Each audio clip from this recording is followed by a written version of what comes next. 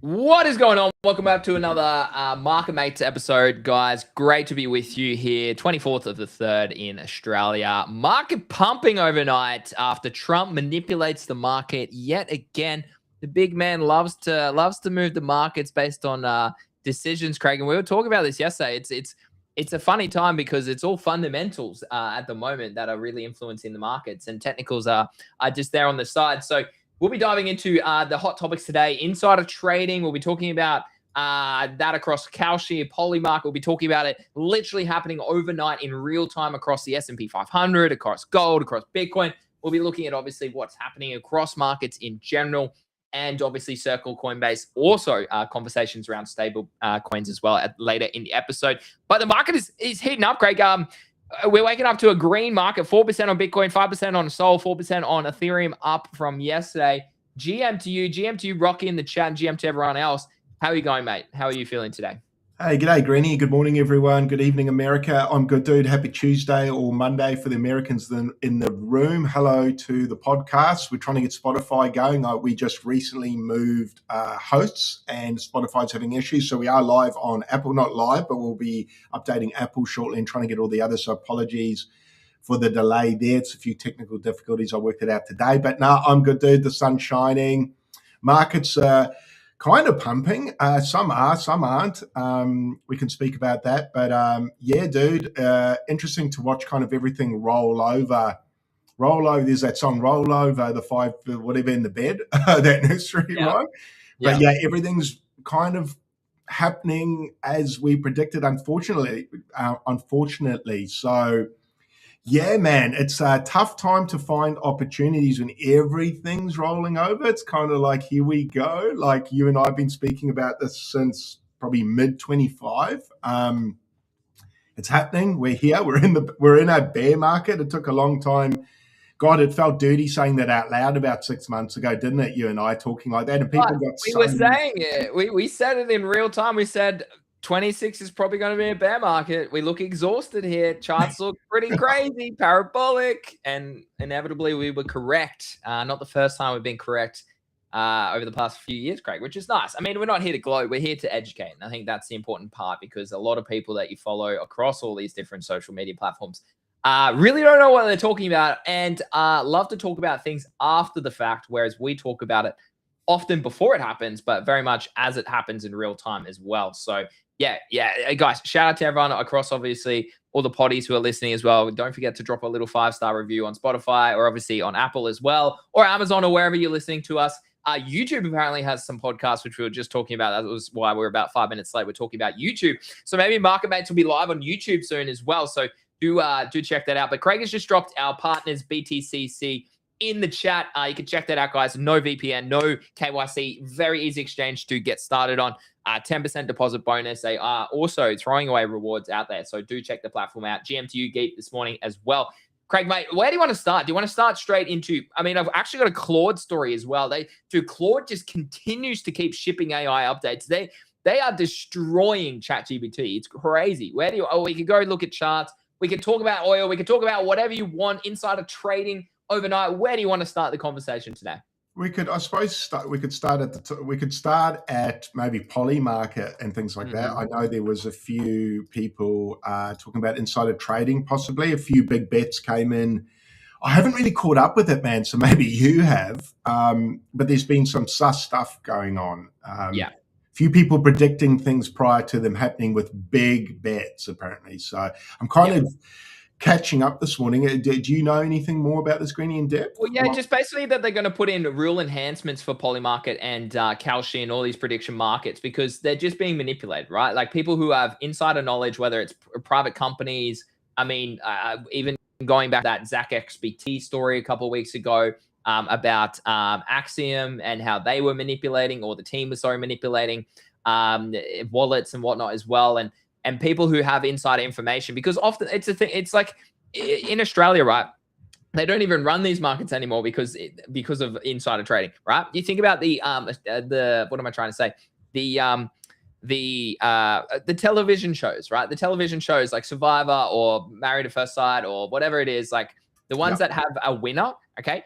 you often could go always and just look at whoever had the shortest odds as soon as that market book opened, and they would always win because there was insider information. They would only allow you to bet, like, say, $25 on it.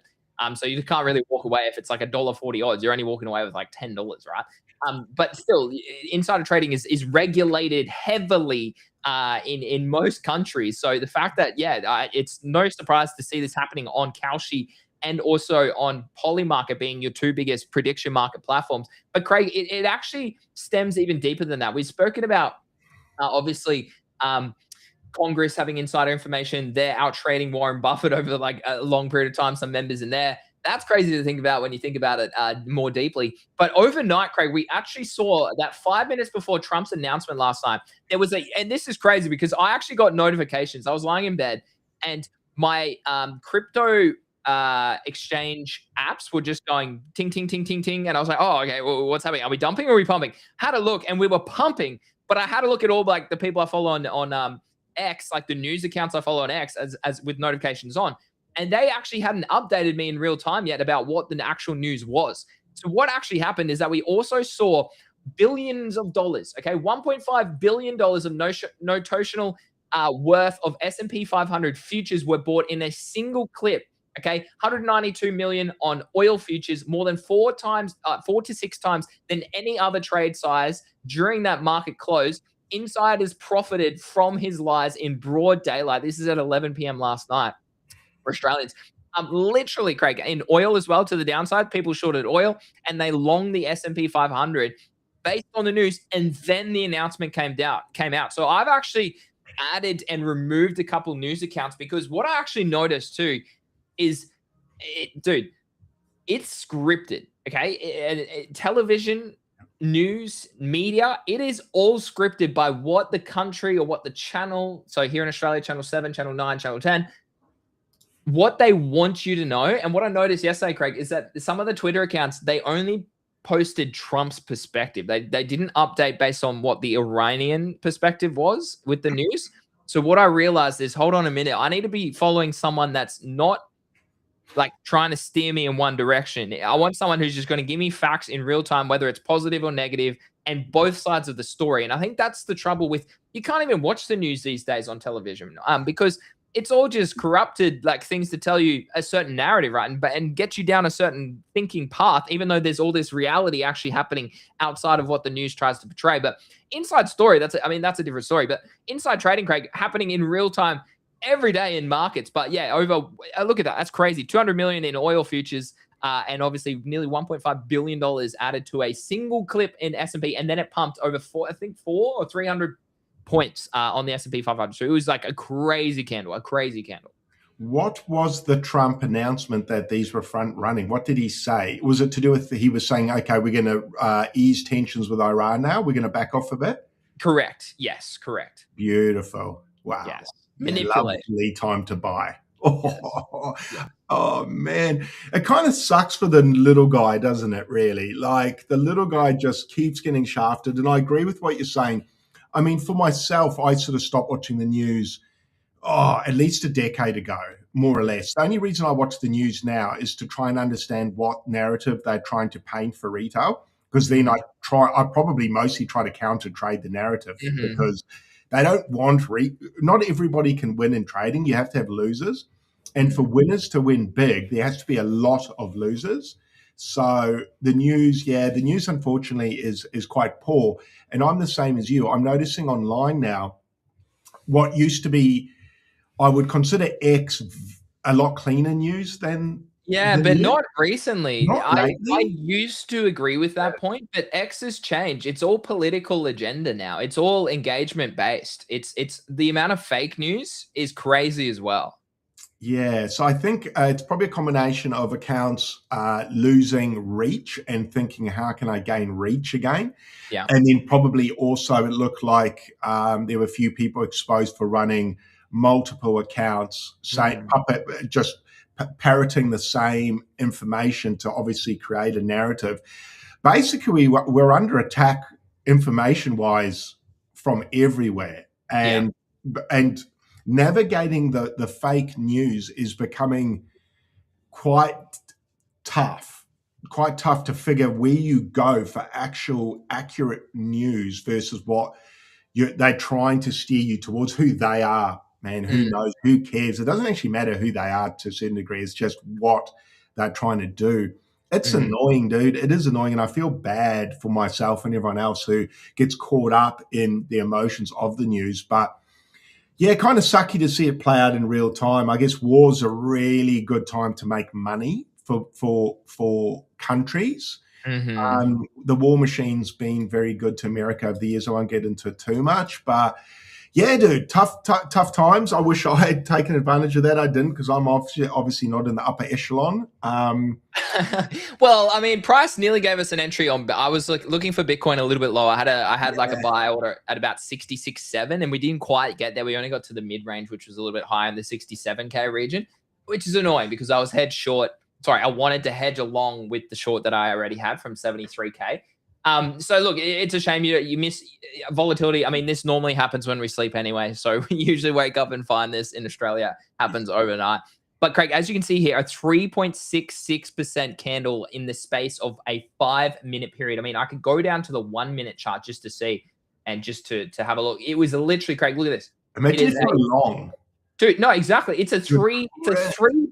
Oh no, okay. Over the course of 3 minutes, chat and everybody else, over the course of 3 minutes who can't watch this stream, over the course of 3 minutes, we saw a 2.97% or multiple candles on the S&P 500. That is nuts in the 2-3 minute period, okay? And that again, based on insider trading, based on exactly, like everyone was waiting for the reprieve of, oh no, Trump. Okay, we're taking our finger off, we're taking the finger off the button. We're taking our foot off the accelerator. We're gonna step back a little bit and try and negotiate now. That'd be nice. That'd be good if they did, just from a humanitarian point of view. Yeah. Right? Well, I mean, dude, I'm still very bearish. If you look at high time frames, if we do zoom out, we were talking about this yesterday, like the S&P 500 and a lot of stocks and a lot of assets right now are actually reaching important levels, and they have to hold this on like a weekly and monthly high time frame. Otherwise, it doesn't look good. It does look like a distribution lower based on what price action teaches you. But yeah, very interesting time for markets, Craig. I mean, we've spoken about the property cycle that the Pizzino brothers love to go on about as well. The 18-year property cycle, which is supposedly this year into next year potentially. It's an interesting time. It's a very interesting time. I mean, maybe with this foot off the accelerator from Trump, that actually might help in terms of how low we don't actually go in markets anymore, because that was really a fundamental crisis that had the indirect effect, particularly here in Australia with fuel. I mean, a few members in GTG were like, Greeny, like, is this real? Like all of this this stuff about the fuel shortage in Australia and prices going up to over $3 per litre, and therefore, like, it'll increase groceries, it'll decrease jobs, it'll decrease employment, and increase inflation. And it was, that's happening literally in real time right now. Like I fueled up yesterday. I put 20 liters in, and I paid like, I don't even know, it's $3 a liter nearly. So it was like $60 for 20 liters. It was crazy. That's like, I nearly spent half like 3 weeks ago. It was like $1.60 3 weeks ago, and now it's at $2.95. I fueled up for yesterday. I was like, God, this is getting ridiculous. But moving pace, we haven't spoken about AI for a few episodes, so it's good to bring this back to the forefront. But you can now enable Claude, so Claude Code, Claude AI, to use your computer to complete tasks. It opens up your apps, navigates your browsers, fills in spreadsheets, anything you'd want to do sitting at your desk. Research preview in Claude Cowork or Claude Code. Mac OS only. Interesting update for Mac OS only. I mean, I do have a Mac, but maybe I have to go have a look at it later today. But yeah, this is getting fascinating, Craig. Like it's all like, this is crazy. It's creating PowerPoints, as you can see here. It's creating calendar bookings. It's literally just running in the side over on the side. It's got your library there. I'm just running through the video for those who are listening. You can create a whole collection of images. This is scarily exciting. It's scary, but it's exciting. And Claude is really putting OpenClaw and whatnot out of business. Well, not that they were really a business to begin with, because they were kind of free and open sourced anyway. But Claude just continues to dominate here, ahead of obviously their public IPO, whether that drops this year or next year with Anthropic. But yeah, Craig, again, scary but exciting. Pretty gnarly, eh? Pretty gnarly. I saw everyone posting about this today, so obviously everyone's pretty excited. I mean, what's the basic of this that you don't need, like Claude? You can now use Claude instead of what? Instead of what? What's Well, it? like, it just means it basically, it's just slowly making things more automated. And I've actually got a clip which I'm about to show you as well, which touches on a AGI shortly as well. But it's about making it more automated rather than still like adding connections, only telling it to do ABC, or obviously with OpenClaw, you have to input the prompt for the agent, then you have to, like Zeneca was saying, like where he's built it, and he's like, he has to go back and forth until it does what he wants it to do. And well, it's becoming more seamless with everyday sort of tasks, which is, I mean, you got to stay up to date with this stuff. Like I still feel like I'm falling behind because I'm not spending time every day with Claude Code and Claude Cowork. It's trying to either build things. I know Chris, he's another educator slash YouTuber from America. He just launched an app and he got approved on the Apple App Store as well. So which Chris was that? Chris Coffee. Yeah, Chris Coffee. I couldn't remember his last name, but yeah, Chris Coffee. Yeah, so he's built him for a long time. Yeah, he's a good lad. He's a good lad. He's good. And so, like, people like him, I mean, Zeneca's building an app every single day. OSF's tweeting about it. So it's like a lot of people. And I'm like, I know we're still in a bubble in crypto Twitter, and I know that a lot of people probably, I mean, no, you go and talk to most people and they probably don't know these sort of things are happening. No. But that's where we are. That's the world that we involve ourselves with here on the channel, Craig, is we're forward thinking. We're outside the risk curve. We like to take on risk. We like to use the most up-to-date tech, try and see like ways to be early to a trend and trying to monetize that. Great, this is exciting, but it is still scary how autonomous this is getting. Like, again, you got to think about the data. You got to think about like what's the point in doing anything anymore if this is where the world is heading? Yeah, man, I can't wait to not get out of bed in the morning, not have to even turn up to the show. I just can't wait to have breakfast in bed. But the AI walks in and just gives me breakfast. Thank you. I might just rig a model up and not even have me here anymore to be fantastic. No, it is pretty good, I suppose. Huh? I mean, this update here is probably pretty good for people like me. Yes. This is more like maybe your noobs can start to feel a bit more confident. So I suppose that's a good update. Let them keep rolling. The easier it gets, the more likely I am to fully use it. But full steam ahead. Zeneca's probably loving all these things as well. Big fella.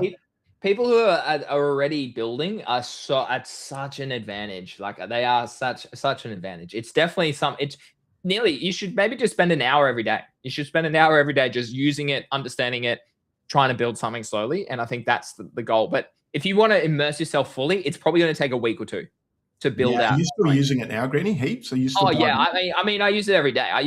Like, I mean, the thumbnails we create, I use it for title. I use it for creation ideas. I use it for emailing. I use it for a range of different things. But to build something, it's that next level, okay? You do have to think about all possibilities. You have to obviously double check all the permissions and all that. But yeah, for me, it's very exciting. And I think I really do want to get stuck into it. It's just not quite, like, I'm still building out GTG. So until that's the focus and that content and whatnot is really in a nice routine, I don't have the time to go into AI, but I feel like I'm missing out. I do feel like I'm missing out already, Craig.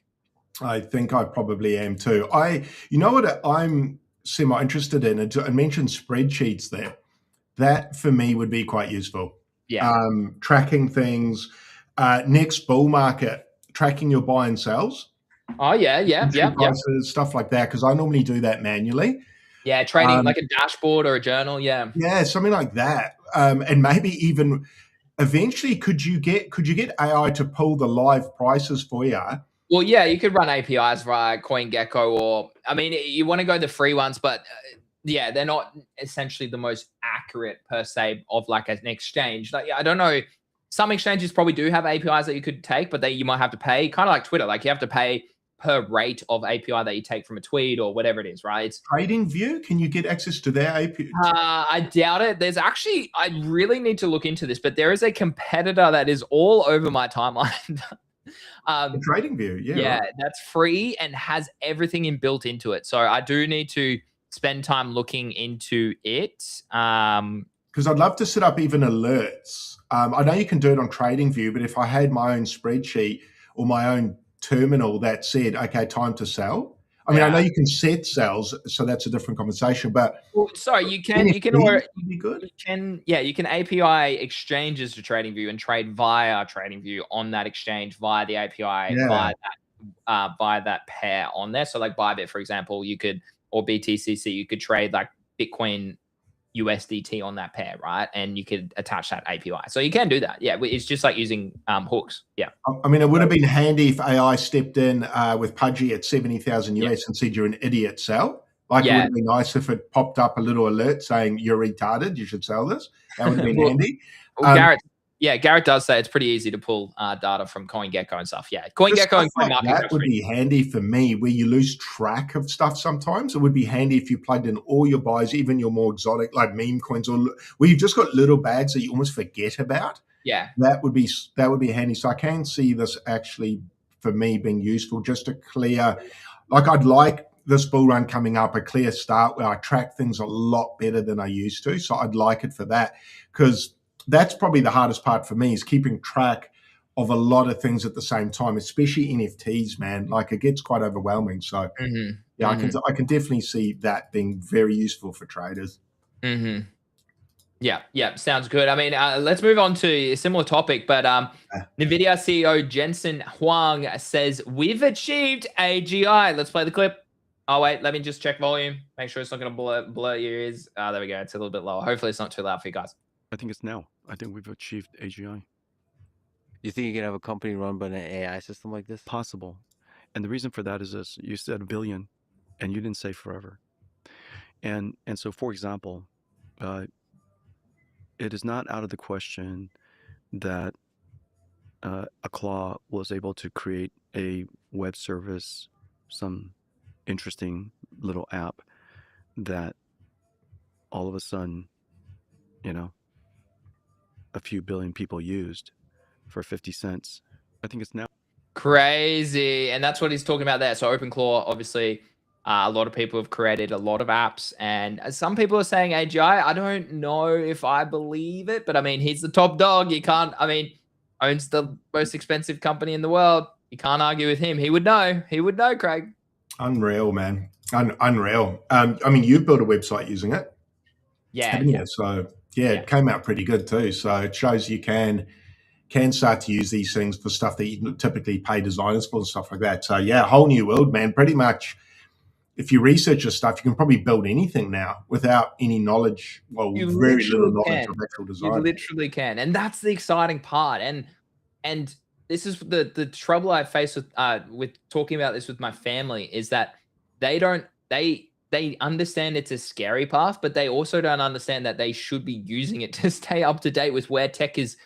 Like, tech is evolving, right? And if you're early to a trend, it's been the same as always. If you're early to the internet, you could have dominated. If you're early to crypto, you could have dominated. If you're early to AI, you could have dominated. Like, it's always going to be, if you're early enough, you can take advantage of it. And so many people don't think about it that way.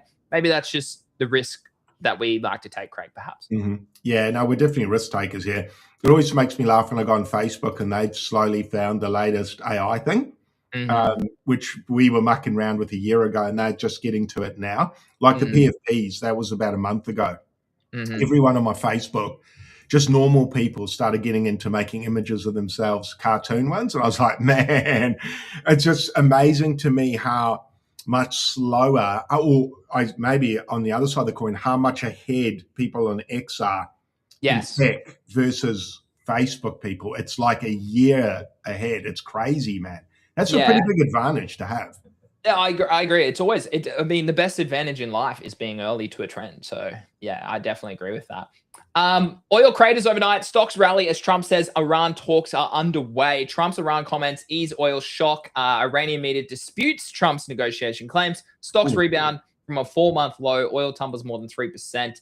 This happened, as I said, late last night in Australia, pretty much just before the New York Open, or a couple of hours before, obviously, the New York Open. But yeah, Trump, there's misleading comments. This is what I was saying, Craig. Like, Trump came out on his True Social platform and said they had a very good and productive conversation about complete and total resolution of hostilities in the Middle East. But then apparently later on, Iran came out and disagreed with those comments. they came out and contradicted Trump's comments and said, do we have the quote here? No, we don't have the quote here, but they came out and contradicted his comments, basically saying, we actually haven't had a comments. They tried to keep it neutral so that they maybe were protecting themselves, that if something does happen, they can go back to bombing. You know, interesting. That was a big dump on oil, huh?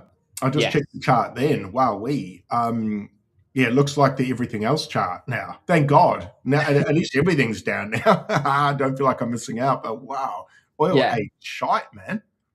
Yeah, down that and like we said earlier in the show, someone shorted this at that high. It dumped 18% in that candle, Craig. Dumped 18% in look at that candle. That's like falling off a cliff. Falling off a cliff. So from 108 all the way down to $90.5 per barrel. That is a crazy dump in oil prices. A 16% candle on the 5-minute chart in alignment with the 3% SPY chart in the 3-minute time period as well. So yeah, the market's very volatile. The market is volatile, and the market is hanging on to geopolitical news and fundamental news at this stage. And it's being very much driven by news, which is, it makes it hard to trade because you can't trade based on sort of normal processes. You actually have to think about it fundamentally. Like we were talking about yesterday with my friend as well, who's very deep into the hedge fund and trading world as well. He was like, yeah, dude, you have to be thinking, what is Trump going to do, or what is going to happen from the war? What is the indirect correlation? What's the direct correlation? And how do you trade that? That's what you got to be thinking. And that's not a great way to trade. Like, no, it's a hard way to trade. Very inconsistent. But it was free money for those who knew about it. Absolute free money, man. Like if you had a heads up and you were shorting, you just printed for free. I can only imagine what it feels like to get that tap on the shoulder and just get a ripper trade like that, make millions, go, oh, that's my job done for the next year? Like my money for the next year in one trade. Phenomenal, man. Wish I caught it, didn't, but it looked like oil was going to pull back. I mean, I guess you can say that now, but it was so hot. Like it was so hot that it was, for me, the chances of a dumping versus pumping more were higher. Yeah. But now maybe we see a pump, maybe we see Trump renege, and then it sends again and they long this bad boy. Who knows? But that, it looks ugly, that. It does look ugly. But I mean, like, yeah, this is what I mean. Like you can't, there's nothing consistent about this. So it's so like, as someone who does try to trade most days of the week, or at least keep an eye on the pulse and wait for levels to be hit, I think patience is absolutely critical in times like this, and only trading in a way that you are confident to trade. So that would be like, for me, it's like range extensions. So absolutely waiting for liquidity to get to a certain level, watching what open interest does, watching what the delta does, watching what reaction is. Are spot buyers piling in, or is it just people getting in late? Like you can analyze all of this and then make decisions from that. But again, if you're trying to low time frame trade, which I just think anybody that thinks day trading is the best strategy long term just has no idea. And if they think that's the only way to make money, they're clueless, because there's so many ways to make money in trading. And I think it's the biggest misconception is people trading on 1, 5, 3-minute candle charts and thinking that that's the only way to make money. I'm sorry, but I've proven so many of those people wrong over the past 3 years, and you and me both, Craig. I mean, we've made money in so many different ways that you don't have to sit at the chart 24/7 trading meme coins. You don't have to sit at the chart on a 1-minute candle trying to trade low time frame trash in a higher time frame corrective move. Like, you're an idiot if you're probably spending time doing that, because only, like, I'm going to say the top 0.001% of people can do that. Okay, so find a different strategy. And people telling you that that's the only way to trade and to make money, clueless about how trading actually works, particularly in an industry like crypto, where there's just infinite opportunities on chain and outside of just trying to trade low time frame charts, Craig. I agree. The only coin, I just put a post up on X, the only coin I'm in that's heading on the way up is Testicle, man. Testicle, I'm still in, Greeny. I'm still in, man. We've been talking about that for months. I mean, a month or two, wasn't it? Yeah, it's fine. It's finally moving on the way up. The chart actually looks pretty juicy, but 8.7 million. Yeah, nice reaction. Yeah, it's hit 1 billion, man. I'm rich now. Yeah, so shout out to the Testicle fans. I know hopefully a couple of them are listening. But Busy just said the coin will save me. So thanks, Busy. I'm going to try to get Busy back on the show. I DM'd him a few months ago. Yeah. We were thinking about getting him on the show. I mean, he's been in the trenches for a while. Just pulling up the chart. I mean, for those that maybe haven't tuned into our channel for a while, this is just a meme coin, okay? Ignore the terms of a lot of these meme coins. People will create anything to create a meme. But this was one that we did keep an eye on. I cut way up here, way back in. Yeah, it must have been a late Jan.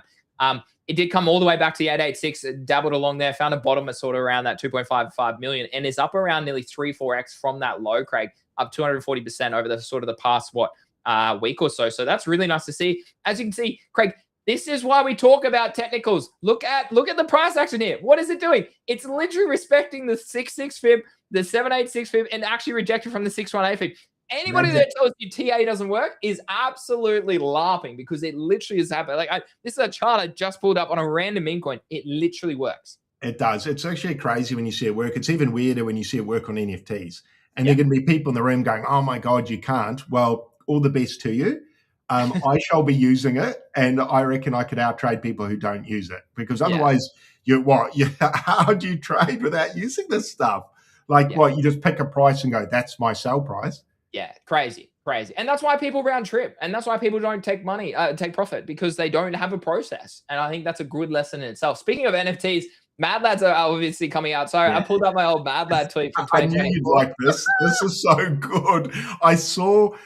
Oh, yeah, you run me through it. You were in this trade, Granny, so you walked away with a lot of money. Your other option was you could have sold when you did, or you could hold for the airdrop, which was promised all the way back in 2023, they said. I remember that. I almost bought one based on that airdrop. I'm glad I didn't.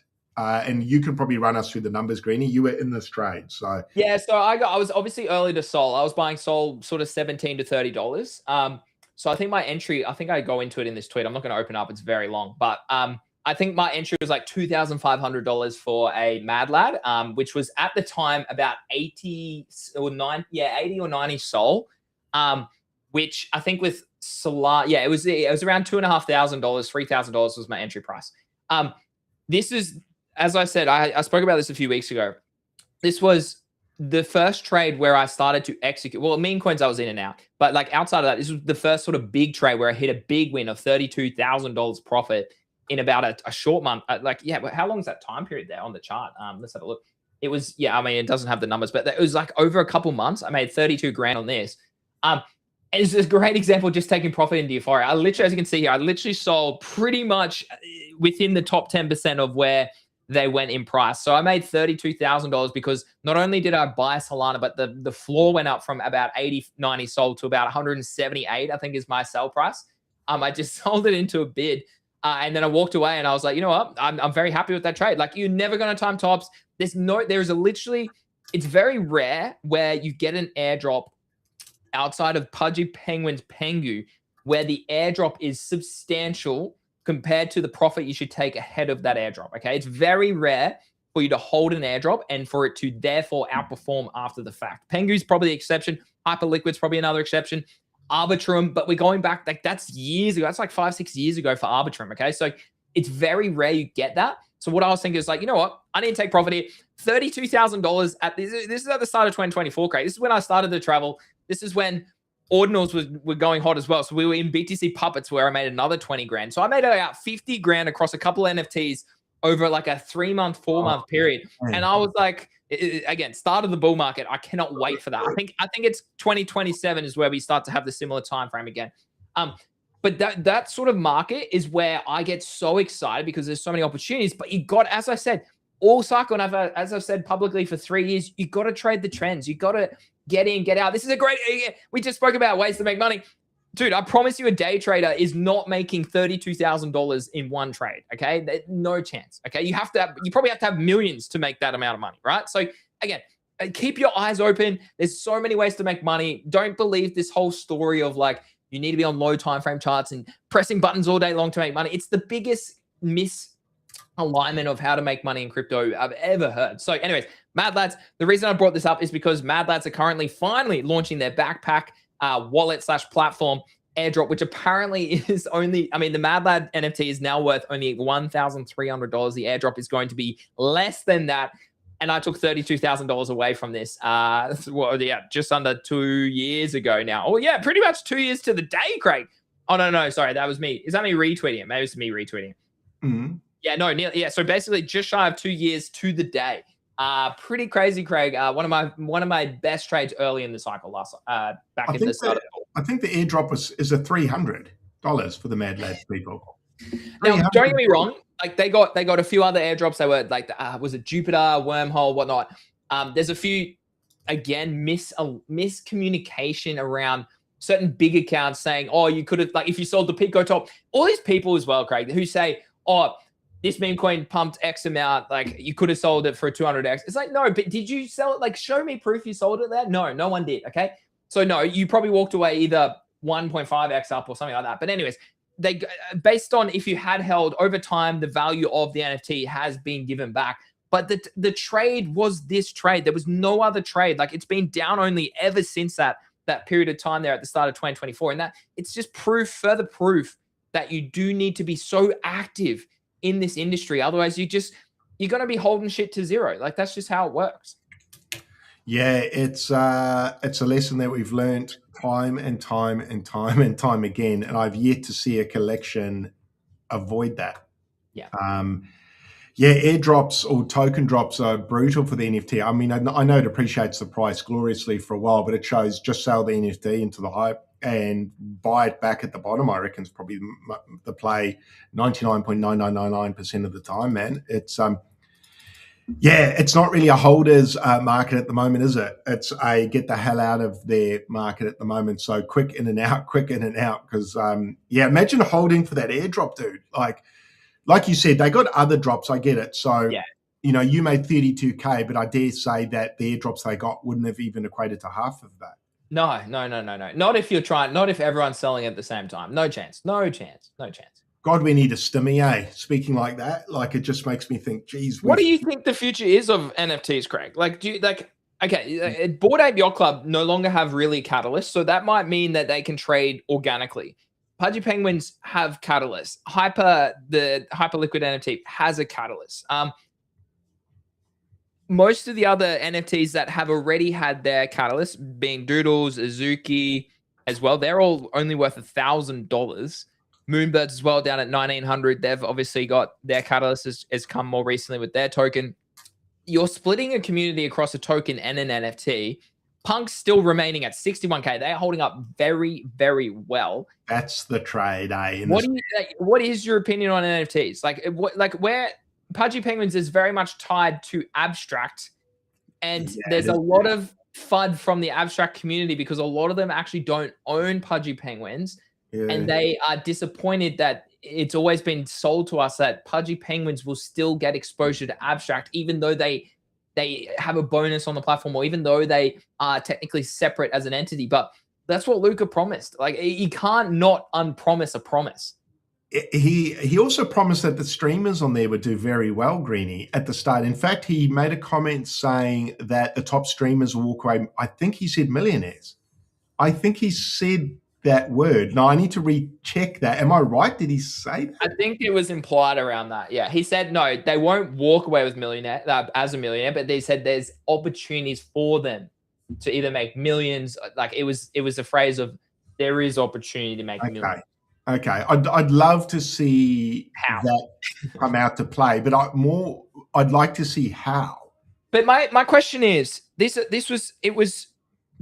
streaming was a big part of the platform. It was sold that this was going to be the consumer platform and people were going to move their stream.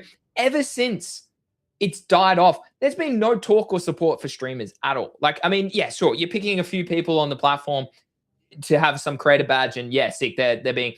I got nerfed. I haven't even looked. This is why I'm not streaming on there anymore, because they're subjectively targeting certain individuals because you speak up and you aren't a yes man. I hate that. That's so subjective. Like, dude, take on some feedback from someone who's fucking been doing this for 9+ years. Okay. And someone who knows how to grow a brand. Okay. It's not like I'm specifically targeting. Okay. I'm just commenting on stuff because I don't want people to get wrecked. That's a lesson in itself. But we also want the airdrop, or if there is an airdrop, to do well, because obviously you and I would probably do okay. Also, shout out to Don Coletoni. I hope you say your name. He just tipped me 10,000 Retspa. Thank you very much. Legend. I think that's the dev, isn't it? Is that the dev for Red Yeah, Spray? I think, yeah, it's a dev Yeah. of Red. Yeah. So shout out to you. I appreciate the tip. It's a bear market, so I'll take any tip, man. I don't even know if that's worth $5 or $500. I'd have to check. Thank you very much. I appreciate it. I actually decided to try and stream on there today, and it actually worked quite easily. Mine didn't even work. I tried to do it last week multiple times, didn't work. I was like, well, what's the last point? week either? Yeah. What's the point? What's the point? Frustrating. But back to NFTs, what is like as we hold Pudgy Penguins? What is the point? Like what should we do here? Do we take a tax loss harvest here at $9,000 or just under? I mean, that'd be like a $12,000 loss for me. And like, do I even buy something back, or do I do what you've done, Craig, and make my profile my profile picture on Twitter? That's the only platform that I don't already have my own face. Is it time? Is it time? Is it time? I think it is. I think it's time to remove the shackles, man. The shackles holding you back. Interesting. Free yourself. Yeah, I think for you, probably a human PFP would go a long way. As far as tax loss harvesting, yeah, I think probably, bro. I'm going to do it. It just depends. What I'd like is it to pump a little bit more. What's your ideal situation? Do you want it to dump more or pump more? Okay, because both are different, right? I want it to pump initially. I want to sell out, tax loss harvest a little bit, and then rebuy the bottom and hold it for abstract. Abstract. I just love some clarity, bro. I don't want to harp on too much about them. They're not going to give you clarity. Why would they? They've done it now for 14 months, 15 months. They're not going to. Yeah. There's no clarity. Yeah, it's tough. And I understand where they're coming from. The market sucks. If they give clarity, it might actually rock the market. Yeah. But I just feel sometimes lack of communication can actually almost rock it more. Mm-hmm. I've just seen this happen before with, I got into, Chris Coffey and I got in sort of contact with each other when VV first was around. VV was like Marvel, DC, NFTs and things like that. That was back in 21. And VV went through the same thing where their communications lacked for a long time. And then when finally the communication came out, it was the worst. It was what we all suspected for a year, but it was then given to you clearly, and it just, prices just got obliterated. So I hope that's not what's happening here. I hope they're smarter than that. I think they are. We can end it there. I don't want us to become a FUD channel, but yeah, I just here's a big fucking lesson as well to people on crypto Twitter. This isn't FUD. This is realistic conversations. This is hard business, real life conversation. It's a lot of money. It's a lot of money. And it's like, these are conversations that you should be willing to accept. Okay. This is why traders win and they don't win. Okay. They prepare for all scenarios. You prepare for the most bullish scenario. You prepare for the modest bullish. You prepare for the neutral. You prepare for the bearish. And then you prepare for the worst case scenario, black swan event. If you take that analogy and apply it to life, products, on-chain experiences, you will understand where I am coming from, where Craig's coming from as educators, okay? Our goal is to try and create awareness, create education so that other people don't make the same mistakes, don't fail, don't lose money, okay? Don't get wrecked in time. That's the other thing I think a lot of people don't understand, Craig. Not only are people down tens of thousands of dollars, a lot of people on that platform and across all platforms, again, not just specifically this one, but across NFTs. I mean, Craig and I are down tens of thousands of dollars on our Pudgy Penguin. So we can speak from experience. The lesson here is it's time as well that you're wasting. Okay. If this ends being a nothing burger, like we've seen Mega ETH just absolutely go to the shit house with its token. Okay. And the FUD and everything like that. Okay. If this becomes a nothing burger, think about the time you wasted. Okay. Life is precious. Life is precious. Think about that, okay? And be adaptive, be open, okay? That's it's a common theme. It'll probably be the common theme we keep talking about. Be active, be open, be adaptive, and be okay to have tough, real-life adult conversations, Craig. Okay? It's okay for someone to disagree with your opinion. It's okay for someone to say, you know what? I actually don't agree with what this direction is doing. Or, you know what? A scoring system is keeping people in there without giving you any clarity. Like, there's nothing in the real world that would actually happen, right? And so I'm just using my experience of me being wrecked in the past to try and help other people. And people think that's FUD. I think that's more of a reflection of them than me. Yeah, no, I agree. And I mean, FUD, fear, uncertainty, and doubt, I think is accurate to describe what's happening there. There is fear, there is uncertainty because the lack of communication. And with the lack of communication comes doubt. So are we FUDing? Well, yeah, actually, we kind of are FUDing because, well, we're not FUDing. We didn't create the fear, uncertainty, and doubt. No. Only the team can create that, and only the team can undo it. We can just talk about it, but we didn't actually create the FUD. In fact, there is FUD because the prices are down. So it tells me other people have fear, they have uncertainty, and they have doubt. That's what happens when price goes down. So it's not like you and me are FUDing. We're just speaking about the FUD, but we didn't create it. We're not powerful enough to do that in this small ecosystem. But certainly the team can take it away if they like. I just don't know if they can right now and then I ask myself, why can't they? Why can't they come out and just explain what's going on? It can't be good news because if it was good news, a business will give the good news. So obviously it's got to do with market timing. I understand that. I mean, OpenSea had to come out and show their hand. Maybe Abstract needs to come out and just show their hand and say, right, this is what the market's doing. We know you don't like it, and this is what we're doing. I'd love something like that. But yeah, back to NFTs. Greeny, what's a buy price for CryptoPunks? Where we're buying? Oh, dude, I said 40K. If you see 30 to 40 or 40 around 40, I think that screams value. We're chatting to Fastly in GTG this morning or last night as well. He was talking about version 1 punks as well. He's obviously asleep. He's based in Europe right now, but I can't even see version 1 punks on my list here. But I like, if you look, version 1 and version 2 punks historically do trade pretty in alignment, pretty correlated. If we just pull up the all-time chart and go to the floor and let it load in, they do pump. Like this pumped here in when was this? So they went from $3,000, which is where they are right now, to $20,000. So that's a 7x, Craig, as well. That's a 7x, and that's the thing you got to remember. That's better than the version 1 punks. Now it's not as much money, so it's different. It's a different playbook. So you could have bought 3 though, right? You could get 3 for 10K. Exactly. So let's talk about that. You could do two sort of things. You could do what I tried to do in April last year or March last year, whenever it was, when I bought the punk. I bought it for crazy amount of money. 140 Australian $1,000 is what I bought this punk for. It's your home deposit, isn't it? Around there. That's I mean, I would take that money any day of the week anyway. But basically, I bought this punk for around $80,000-$90,000 US.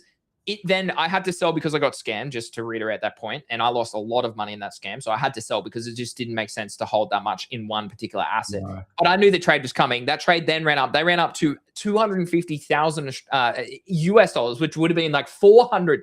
Like that's $500,000 nearly in Australian dollars is where they got to.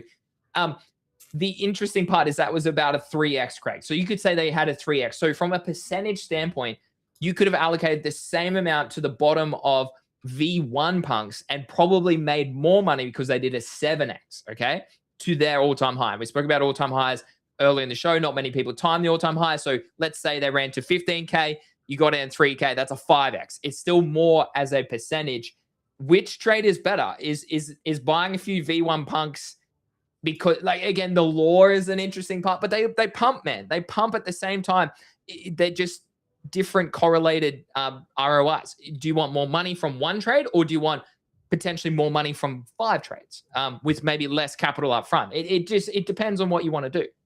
I think the V1's a nice trade. I kind of agree. There's value there right now. Less risky because the downside. And if you don't have as much money or you don't want to spend as much, you could, like, for 10K, you could grab 3. Yeah, I don't mind that, man. And then just hold for the next bull if it does. But historically, it looks like it does pump. You just may have to hold it a while. I will definitely keep an eye on these. What are they at the moment? $3,000? $3,000. So if you look here, Craig, this is in US dollars. Oh, dude, we're giving free alpha away right now on the show. This looks like a good trade. Okay, here's what, again, this is it. Hit the sub, guys. Hit the follow. If you haven't been here before, click follow, click like, comment in the chat, comment on the show. Tell us whether you like us. Give us a 5-star rating on Spotify or Apple. Tell us what we need to be doing on the show every day. If this is my thinking, this is Craig's thinking, we're already looking at this going, hold on, there is probably value here. Now, the only issue, and I'll talk about this, my one hesitation, okay? If you look here, it actually is at the lowest point it has ever seen outside of the dip. I mean, this only goes back to, oh, wait, can I scroll back further? Nah, it doesn't let me. But this only goes back to May 2022. This is the second lowest points it ever has been since August 2024, whereas $2,300 as a floor. My one worry is where are NFTs going? Are people going to buy V1 punks, or are people always going to buy the V2 punks because they're the ones that have the better law? The second worry I have is Ethereum's price. I actually don't mind an NFT as an Ethereum hedge if you can time the bottom and buy that market shift to change from whenever it leads this reaccumulation range and changes structure back into a bull market transition period, which I think is early 27 based on my analysis. This at 3,000 probably is not a bad play. As always, not financial advice, but like from a value perspective, based on what history has shown us, not a bad play. I think this could go lower though, is my worry, because Ethereum as an asset could go lower. I still think 1,300 could be on the cards, potentially lower if there is some black swan recession event, okay, later this year. What are your thoughts? Because, dude, I don't mind that. I'd like to see Ethereum dump a bit more, I think. Yeah, I'd prefer Ethereum. What's Ethereum at the moment? It's 2 something, is it? Actually, don't have 2.15, yeah, 0. Yeah, I wouldn't mind Ethereum a bit lower. How much lower, I don't know. I'd love more towards the 1,800 Ethereum. Or lower, and then maybe these are a buy. If Ethereum's 20% lower, it just depends what these do. Well, historically, floors kind of go up. Yeah. People are aware with these sort of assets, right? Because these are smart. This is smart money. This isn't just a common retail bro holding an NFT. This is smart money moving these markets. 22% ownership as well tells you that as well. Whales. So yeah, I would say anywhere, but if it got to about $2,500, that would look pretty good to me. $2,500. I'd probably think about it. I need to start probably getting risk on again soon. I don't have to. I'd like to probably. This could be a good shout, guys. Don't front run me. I mean, there's only 1.7% listed on OpenSea. The top offer is $40 below the lowest current listing. That's pretty good, eh? That paints a really nice picture for me. And just to reiterate, this is a trade over probably years or one year plus. Okay, so this isn't going to be just flip to 10 grand next week. Okay, this is a hodl. This is a hodl. Take $3,000 to what? 21 grand. I don't know if we go to 21. Let's say 3 to 10. Let's say 3 to 10. Okay, 3x on 3. Yeah, I'd like to walk away 10K US. Where else are you going to get 3x in the next 1.5 years? I think that's a good trade. I reckon these are probably a good trade. Probably punks and Bitcoin and hype are probably my little basket of eggs I'd like to hold. Testicle just broke 9 mil. Let's go, dude! It is pumping. It's pumping. I got it still open. It's I'm break even in about 10%. I'm break even. Are you selling, Craig? Are you getting out of this bad boy? Or is this going to new all-time highs? Bro, I looked at it the other day and I was down 40%. Not on a massive bag, but on a bag where I'd prefer to have the soul. I'd actually prefer to have the stable, to be honest. I was about to say, you holding soul in this market, bro? I don't know about that. Yeah, so fuck. Do I sell? Probably everyone in the chat would like me to, because once I sell, then it can break new all-time high, and I can be like, fuck, I held this for months. Look, when I I am getting itchy fingers here. But I do like that setup. I don't know what I'm going to do here, man. I told myself when I got to break even, I'd scale out again, just get some soul back to go back into stables. So I probably need to stick to that. But busy, pump my bags, bro. Please. He's been working hard, bro. He has him and who's yeah. the other dude? Dex. Dex Wheeler. Yeah. Filecoin guy. Filecoin guy who put an obscene amount of money into this. And like, I don't know how these guys operate, if they've side wallets or what, because I just don't understand how you plow $250,000 into this coin and watch it bleed out to to go from $250,000 to like 50 grand to me is just like, you've got massive nuts, bro. Either that or you've got side wallets. I don't know. No, I was thinking of Bonkai, but I was like, how much did he ever sell Filecoin or not? Dip Wheeler or not? I don't know. I'd have to, I got to ask him if he made it. Yeah, did he do what Busy did and run liquidity pools and slowly scale out that way and earning fees when Filecoin was trading billions of dollars of volume? Yeah, I'm going to guess he probably did. Yeah, smart would have. But shout out Testicle. Please pump to 10 mil so I break even, because that's been a horrendous trade. Or it's been a long time underwater watching it go down, because every time it pumped, I was like, here we go. But it's finally, it actually looks, that's the best it's looked since, oh man. Oh, since it initially had its run out at the start of the year. Yeah. So I know Jamesy got out when you got out as well. Oh, really? He cut as well? Yeah, okay. Yeah, he cut as well. I was the only guy who sort of held. So I'm almost back to where I needed to go. So hey, run it back. That's crazy. Most meme coins go to zero. Doesn't always happen, guys. So that was a ballsy hold for me. That was horrendous. But hey, if we tap 10 mil on break even, please pump my bags. But back to NFTs, Greenie. We haven't touched on Zeet for a while. What's your thoughts over there? Yeah, I mean, I know you cut, so I cut mainly because of just, I don't know, market's uncertainty, and it's a lot of reasons, I think. Yeah, Ethereum based as well. Liquidity will be an issue, in my opinion, eventually, potentially as well. The issue I have is, like they said, it was like all creators have an opportunity. Well, I disagree with that based on what they've come out and said. Like, it's going to be, you want to play the cards of the people who are going to get the best conversions, right? And yeah, and if it is conversions, I'm not that keen. Bro. Like, it's you have to disclose that every ref links. Yeah, exactly. It sounds like that's what you're going to have to do, right? For tracking. For tracking. Like, I wanted to see a multi-system that showed you, look, you can have a referral link on there, but what other metric could you track? Like, I don't know. It's not my job to think of that, but conversions are hard. Yeah. Conversions are hard with ref links at the moment. It depends what the hook is, obviously, but this time in the market is tough. Is really tough to get people across to a new platform, to get them to use something new. So I'm interested to see how this plays out. They have pulled back. The floor did get to about $4 US. Yeah. On OpenSea, and it's pulled back to 250 now. So when the news came out of how the flywheel is going to work, obviously some people, the floor, what you said, the floors got dumped. The weaker cards, cards got dumped. Eli will be having an absolute field day with this, because his ones are getting traded at quite a high price. So he's making good money. I think it last about 2 weeks ago, I think he had over 2,000 US just in trading fees earned. So that's holy, really a big Eli's. Passive income, baby. Yeah, he's going, wow, I'm on 0.01 or something like that. So I'm a small fish in this pool.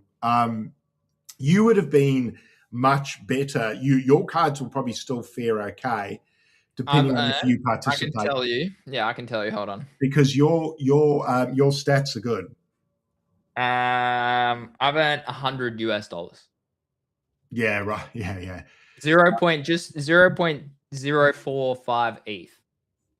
Yeah, I'm less than you, so I'll be less than 100. I'll probably be like 50, then 50 or 60. Yeah. Hopefully this goes. I hope people just start trading them, man, because obviously the 8%'s nice.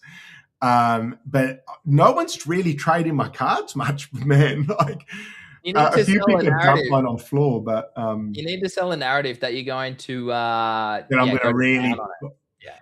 The problem is I don't want to do that, because then I'm going to have to work really hard for my holders. I'm not saying I won't work hard. I just don't want the expectation on me that I'm going to be 24/7 shilling my stuff. I don't, because that happened a bit with Friendtech. You ended up in a position where your key got worth a lot of money, and you definitely had a responsibility to your holders to provide value, and it can become quite overwhelming at times. And with you and me growing our business, being market mates and GTG and things like that at the moment, I just don't know if I want another way to. Oh, there is a legendary though. Hey, I don't have one for me. I don't have a gold Craig's Compass. It's a bummer, but your cards will probably do quite well. I think probably people saw you sell all of yours and then probably sold a couple of yours in the background. I don't know. Oh yeah, but I mean, you got to remember, like, I will do a competition if it aligns with what I would use or what I'm going to explore. So that would be trading or AI is probably the two industries that I'm going to. I'm not just going to do it for the purpose of, I don't know, whatever. Your card, yeah. Yeah, and it's just it's still an InfoFi sub product. Like it is, like it's just a change in strategy. It's multi-platform, which will be very interesting as well, like Instagram and TikTok and YouTube. I saw that. Yeah, I don't know. I'm not really that keen. I'll do it if I am, as I said, if I'm aligned, I'll do it. But if not, I'm not really that keen. Yeah, they need to. I think they need to bring out a little bit more information, and they actually just need to get this bad boy started. Like, because it's been a few weeks now. So because it's gone quiet, I think people are like, what's going on? I'm sure they will. They actually seem decent in communication. They seem decent. So yeah, I know Pons put out a big thing the other day. Interested to see where this goes. The reason why I bring this up is because there's very little to bring up as far as affordable entries on things where you might get some upside. Like there's some big holders there. Old Big Duck, Duck Master with 226 cards. Magic Mike with 500. He's a beast, old Mike. Mike, we need to come and jump in the chat and tell us why. See, I worry. This, again, it's a perspective as well, right? Like to make money in this, you have to probably be. Oh, I've got a meeting soon. Yeah, sorry. cool.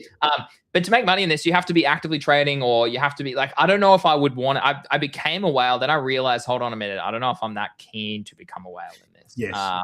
Because you have to be like we don't know anything about the burn mechanics. If you can burn for certain, if it's burn and random, then it changes the game. If it's burn and you upgrade that card, doesn't change the game.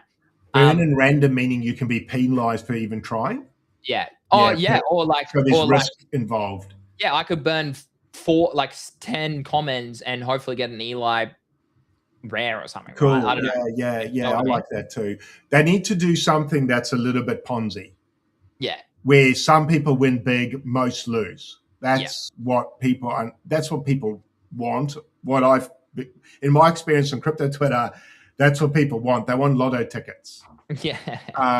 And so I get it. So hopefully something like that comes in and you could see these start to burr away. But anyway, shout out to Zeke. Hopefully we get some information soon and hopefully we can get some exciting happening. Yeah, last topic today. Circle and Coinbase, Craig, we spoke about this months ago. Circle and Coinbase seen as the best proxies for stablecoin upside as agentic payments emerge, Bernstein says. Craig, we front run this news. We spoke about this months ago saying, what if the best opportunity, as always, not financial advice, we're just talking about trends, talking about patterns, what has worked in the past, maybe what will happen in the future. What if the best altcoins are the Circle, Coinbase, stablecoins, Robinhood, you could throw in there as well, and others that emerge in the future? What if they are? And it looks like macro institutionals are starting to pick up on that as well, Craig. That'll be an interesting story developing over the coming years as well. Any last comment on that? I think they're going to be great bear market buys. We spoke about Robinhood, Coinbase, those sorts of things. I'm definitely looking at those. So rather than altcoins, revenue generating models. That's the secret sauce at the moment, isn't it? It may change, but I don't think it'll change. I think any business that's bringing actual revenue plus has a narrative, that's a must buy, not financial advice. For me, that just screams buy because narrative carries price. And then if you've got revenue backing that narrative, as we saw with Hyperliquid, that's such a good model. Like we need more of that and less of everything else. Please. And I hope that Hyperliquid allows us to trade all of these on chain in the future. I don't know if it does already. I haven't looked specifically at these ones. I would say they aren't, but the majors are. So like you can trade some stocks on Hyperliquid. So let me just have a look quickly. Coin. Oh my God, Coin is on here. Oh my God, I didn't know that. Is it? 199. Yeah, it is. You can trade coin. So Coinbase is on Hyperliquid. Makes sense. It's a crypto asset. Or it's part of that asset class. So coins on there. What's the other one? Circle. Circle is also okay. Wow. Okay. Hyperliquid's changing the game. It's with leverage. Obviously do your own research, please. Not financial advice, but yeah, great. Great.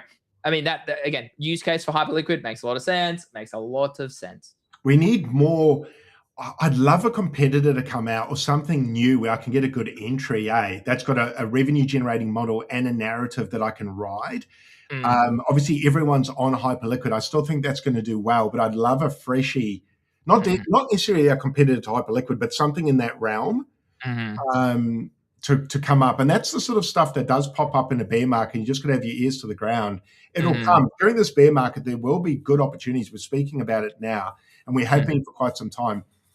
They're going to come. You just got to be here. You got to be present, just like we did in 23, 22. So the upside's coming. It's just about being aware enough and having the balls at the time to put money. Yeah, when it's fearful. Yeah, because even I feel the fear. I'm fearful at the moment. I'm very fearful. But I'm also aware that with that fear comes massive opportunity, and you've kind of got to overcome it in a way, but not be stupid, but just say to yourself, there's going to be opportunities. Don't be too gun shy. If something comes along with a narrative and a revenue generating model, I guess with Hyperliquid, I sort of didn't investigate it quick enough.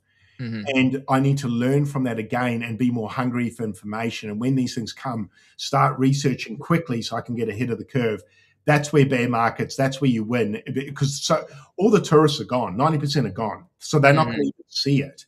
They will come back. The greed will come back to this market. It's going to come back. And when it does, wowee, that's the people that stuck around will make more money than the people, will probably make more money than the people who left and came back chasing. So all you guys listening right now, you are ahead of the curve. Start keeping your ears to the ground. And if new stuff comes up, slam it in the chat if you like. Give us a heads up, please. And we will do a bit of research and we'll report back. And hopefully, But anyway, Greeny, I know you got to get going, but there are opportunities coming. So get excited. I think soon. Real soon. Yeah, not too far away. I mean, like we're a quarter through the year. It's crazy to think about that. My birthday in 6 days. It's crazy. It comes around very quickly. So yeah, as always, thanks for tuning in, guys. If you appreciate this, make sure you drop a follow, drop a sub if you're watching on YouTube. Obviously, if you're listening back to this replay on any of our podcast services, whether that's Amazon, Apple, Spotify, give us a rating, drop a follow because we're live every day, guys. We just switched over. So hopefully yesterday's episode does go up to Spotify. Craig will double check that today. But guys, drop us a follow. We very much appreciate your support. And we'll be here deep into the bear market. We're excited for what's ahead. And they give you the best opportunities. It's my 4th bear market. So yeah, I'm talking from experience. So yeah, super excited. Craig, have a lovely day. And we'll be back again.